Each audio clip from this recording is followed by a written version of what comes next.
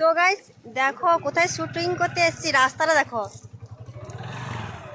ওখানে চন্দনদার মাঠে শুটিং করছে, আমার হাতে আছে জুতো, রাস্তা আর মলয়দা সেখানে বসে আছে। একটা দুঃখের বিষয় হলো মলয়দা একটা অ্যাক্সিডেন্ট করেছে আজকে। পুকুর ঘাটে নামতে গিয়ে স্লিপ খেয়ে পরে মাথাটা কেটে 3টা টিচ করতে হয়েছে।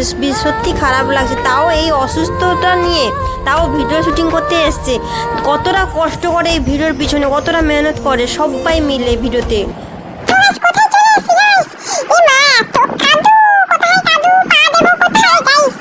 ক্যামেরাম্যান রানাদা এই কাদার মাঝখানে যদি ক্যামেরা নিয়ে এসে একবার স্লিপকে পড়ে রানাদা।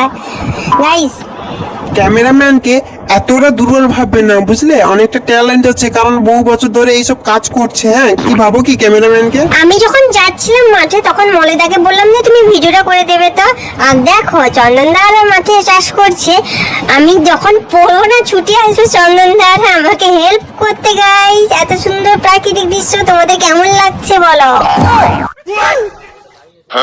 কিছু করার নেই,